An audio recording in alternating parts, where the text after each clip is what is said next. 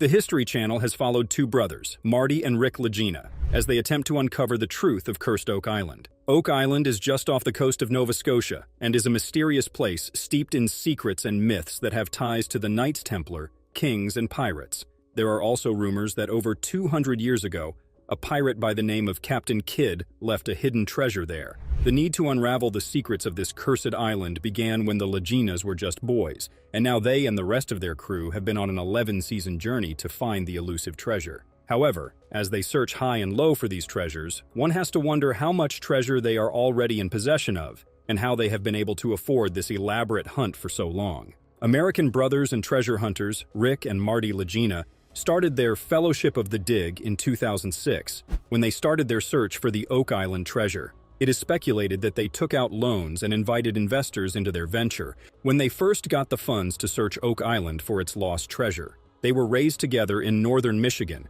and learned about the hidden treasure when they were just little boys. They read about it in a 1965 issue of Reader's Digest and have clung to the dream ever since. Both brothers are very close, even with the completely different paths life took them on during their adult lives, having pursued completely different careers. Marty Lagina. Marty Lagina is the younger brother of Rick and a much more practical man. He is more skeptical about finding anything on the island, but he is also willing enough to dream and try anyway. He studied to become an engineer and founded his own energy company, Terra Energy, which he sold for $60 million. Marty Lagina has a Bachelor of Science in Mechanical Engineering from Michigan Technological University and a Juris Doctor from the University of Michigan. He has a law degree and is a member of the state bar. He has an enduring love of science and met one of his best friends and now co-star of the show, Craig Tester, in college. Marty is also the founder and CEO of Heritage Sustainable Energy, and his best friend Craig is the vice president of the company. According to Salary.com, the typical yearly salary of a CEO of a company that size is around $600,000. To add an extra revenue stream, he is also the founder of Maury Vineyard, based in Michigan, where he also has a website from which anyone can order extremely affordable wine. Alongside his wine club, the events held there, and the wine tasting tours, he sells apparel, drinks, and accessories. His other investments are unknown, aside from the ones made public, like funding other treasure hunters. An unconfirmed report claims that the brothers get paid around $100,000 an episode, and perhaps even more in reruns, as they are executive producers on the show. This means that with 25 episodes in a season, they are making $2.5 million per season. With this alone, we can calculate that with 166 episodes of the show, they would have made over $16 million since they started filming the show in 2014. To add to this revenue stream, they are also available for speaking events, where their fee is a minimum of $5,000 for a speaking engagement. They also have multiple books out with excellent reviews, as well as merchandise like hats, shirts, and keychains on the History Channel website. To add to this, the island has a tour company, Salty Dog Sea Tours, which is booked all the way through the end of April of this year, a very successful tour around the waters of Oak Island. An additional revenue stream for the crew of Oak Island. This means Marty could possibly have a net worth close to $90 to $100 million. Craig Tester. The next prominent person on the show is longtime friend and business partner Craig Tester, who built Terra Energy with Marty Lagina. He is an expert when it comes to earth scans and drilling. Craig has been an incredible help when it comes to searching for clues around the island, able to recognize the significance behind every dig operation. It is likely he made money from the sale of the energy company, Terra Energy, that he helped build alongside Marty Lagina. In the show Beyond Oak Island, we find out that Marty, Craig, and Rick invest in other treasure hunters' explorations with the hope that they find something of great worth and are able to make a profit on the investment. The sale of found artifacts and treasure can be life-changing, as they are able to get huge sums of money in the hundreds of millions, depending on what they find. Not many treasures or returns on investments have been made public knowledge, but they do allude to investing large amounts of money. Craig is also the vice president and manager of a turbine company, Heritage Sustainable Energy. The salary of a founder and vice president of a company this size would be, on average, $250,000 a year. In addition to this, Craig is also the manager of the Rock Management Group, and he has a Bachelor of Science in Mechanical Engineering from Michigan Technological University. His net worth is likely closer to Marty Lagina's of around $80 to $90 million, as he was his partner in many business ventures like Terra Energy, Vineyards, and even Oak Island tours. He has also appeared in 100 episodes of The Curse of Oak Island, as well as one episode of Beyond Oak Island. The men have been known to invest their own money into scouring the island for treasures and clues, but it is unknown how much of their millions have gone into this. Alex Lagina. Another member of the crew is Alex Lagina, son of Marty Lagina and nephew of Rick Lagina. He has a degree in mechanical engineering from the University of Michigan. He is involved in his father's businesses, like the winery and energy company. There is also mention of his investments in real estate in Michigan. Alex Lagina is a very popular figure in the show because of his skill and intelligence when coming up with new strategies to find new treasures. He has been in 95 episodes of Curse of Oak Island, 10 episodes of The Curse of Civil War Gold, and 1 episode of Beyond Oak Island. If we calculated that each episode paid him $100,000, he would have earned nearly $11 million. It is likely that he has also earned money from investments like those of his father, and other sites speculate that his net worth is as high as $50 million.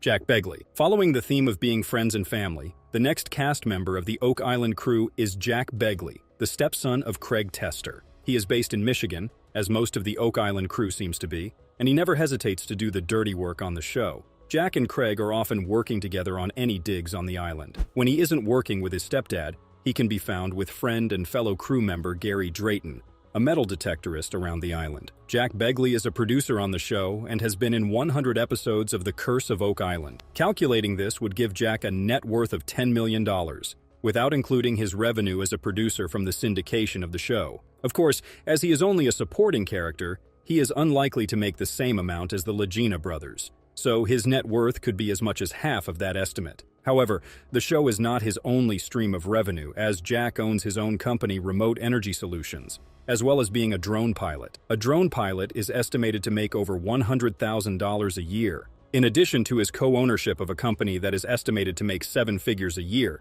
his total net worth is estimated to be around $3 to $10 million as of 2024. Gary Drayton. Gary Drayton is originally from England and taught himself the art of metal detecting. He has often helped the Fellowship of the Dig unearth many of Oak Island's incredible treasures. Gary offers invaluable insight to the show and is featured in Beyond Oak Island as well, given his connection to the greater world of treasure hunters. He has many of his own catchphrases on the show and is behind finding coins, semi-precious gems, and most significantly, a lead cross with ties to the Knights Templar. He has appeared in 150 episodes of the show, meaning he could be worth $15 million from show appearances alone. However, given his position as a side character, it is unlikely to be that high. However, he has written 2 books and found treasures himself, including rare coins, a ring made of emeralds and Inca gold, and even a Roman perfume bottle. Many sites estimate his net worth to be around $1 to $3 million.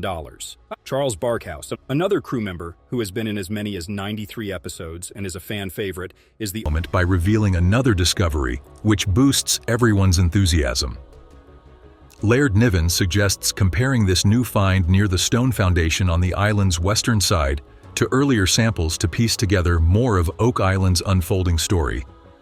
The team embarks on a journey to uncover the hidden history of Oak Island, a mysterious island in the Bahamas. They send a wooden piece from under the garden shaft for carbon dating, and when they discover that the wood dates back to between 1631 and 1684, excitement grows. The team is focused on planning their next steps and finding more details about the island's past. Although they have not yet found the treasure, they are constantly discovering new clues and secrets along the way.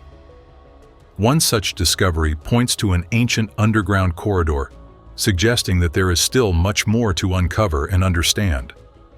Marty Lagina, always paying attention to detail, takes a close look at the corridor, realizing it was built long before they started their work on Oak Island. His brother Rick sees this moment as a turning point in their search, as it is located in an area with a lot of metal deposits. Roger Fortin emphasizes the importance of carefully studying the corridor's structure to understand its history. Scott Barlow is eager to speed up the search, convinced they are close to a major discovery. Craig Tester brings positive energy, encouraging the group to keep digging.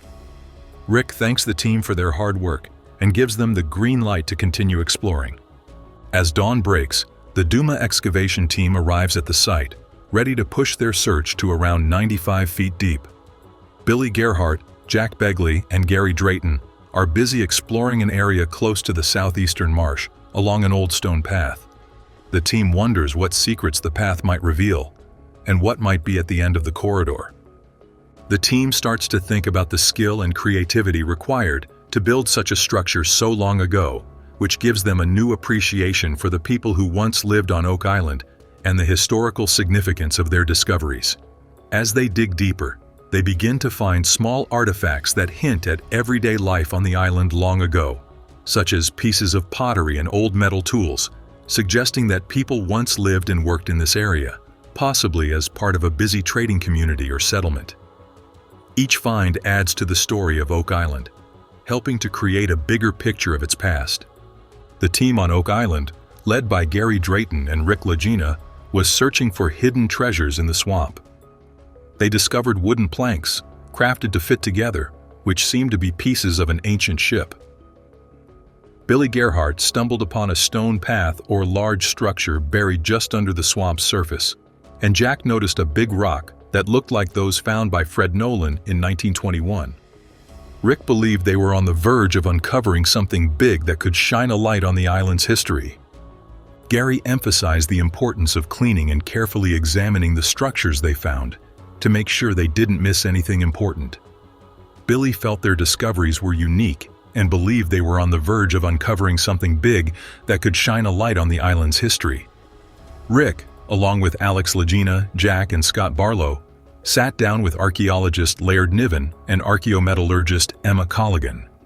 They discussed a material that looked like concrete found in the foundation of Lot 5 and soil samples that might contain ancient mortar, similar to materials discovered in the Money Pit.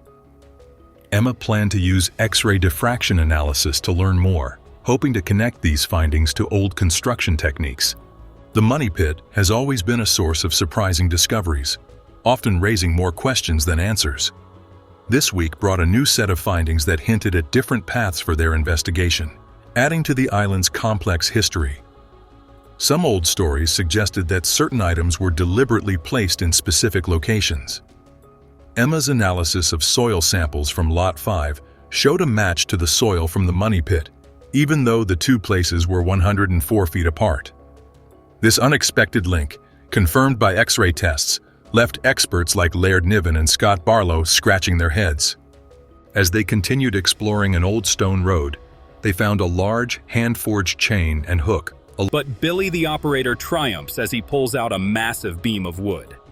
Gary then goes to check if there is any metal in the wood by passing a detector over it. When there is no signal of metal, he determines this is a good sign as it suggests a very antiquated style of construction. First ever searcher shaft on Oak Island. True. Well, we think. That we know of. Yeah, that's right. Guide's horse, which prompts questions about their origins and any connections. Moreover, they discover a piece of beveled iron, which agrees nicely with the results of the most recent magnetometry investigation. This implies that the object was formerly a broken antique cutting tool. This finding suggests that human activity may have existed in a location that was previously believed to be devoid of people. In order to further understand the significance of this significant metallic anomaly evidence on Lot 8, the team made the decision to acquire additional excavation licenses and consult with experts.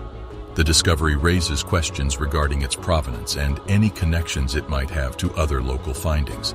The scholars are intrigued by these unique items and believe that this particular area may hold some special significance. A large piece of iron with a beveled edge is discovered by the Oak Island crew.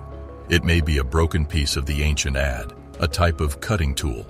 This result is noteworthy because it agrees with a recent magnetometry research conducted by the team, which found a significant metallic anomaly in the same area, the same site where the survey was done. Our interest in further investigation of that area is piqued by the discovery of this tool in a place that was previously believed to be uninhabited. The team plans to first obtain a permit to excavate before speaking with various experts in order to determine the significance of this discovery.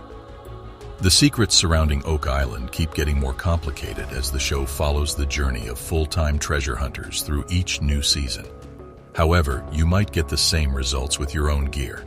Their discoveries with metal detectors open up hitherto unfathomable vistas for historical inquiry. Always make sure to get permission before hunting anywhere, whether it's on someone else's land or a public space. The team of The Curse of Oak Island found some scientific proof that suggests it's possible the money pit holds a sizable amount of silver. They also found a patch of cement that had traces of gold and other metals, which made them think that the most rare metal in the world, osmium, would be buried somewhere in the ethereal depths of Oak Island. There is an island called Oak Island in the Canadian province of Nova Scotia. The two brothers Marty and Rick Lagina have, for all intents and purposes, dedicated their entire lives to solving Oak Island's enigma and learning its closely guarded secrets, while harboring the hope of unearthing hidden gold on the island. Despite the fact that they had previously spent many years trying very hard to uncover the island's secrets, but making very little headway in their attempts, it appears that their most recent treasure hunting expedition has really taken a fruitful turn. On Oak Island, the Lagina brothers have made a number of important discoveries recently. Some claim that these discoveries have made it possible to access the hidden wealth on Oak Island. This archaeological gem was found thanks to the use of ground-penetrating radar. It was initially thought to be a crossbow bolt, but a specialist in ancient antiquities thinks it might have been a javelin, a type of weapon used by the Romans more than 2,000 years ago. The team finds a metal object that appears to be what they have been looking for since the first episode of the show in the second episode of the 9th season. Additional inspection reveals that the piece only contains a modest amount of gold in its entirety. The secrets surrounding Oak Island keep getting more complicated as the show follows the journey of full-time treasure hunters through each new season. However, you might get the same results with your own gear. Their discoveries with metal detectors open up hitherto unfathomable vistas for historical inquiry. Always make sure to get permission before hunting anywhere, whether it's on someone else's land or a public space. As the team continued their journey through Portugal, they turned their attention to the country and the Templar Knights, while looking for old structures and researching relics that might be connected to Oak Island. Together with Oak Island theorist Corjan Mall and a few local historians, Rick and Alex Lagina, Doug Crowell, and Peter Fornetti visited a number of ancient sites in Portugal. They were led to 3 distinct locations, each of which displayed mounting proof that Oak Island's history is connected in some way to that of Portugal and the Templars. In Tomar, Portugal, there is a church and Templar fortress called Convento de Cristo. It was built in the 12th century. To start their investigation, the group was brought there.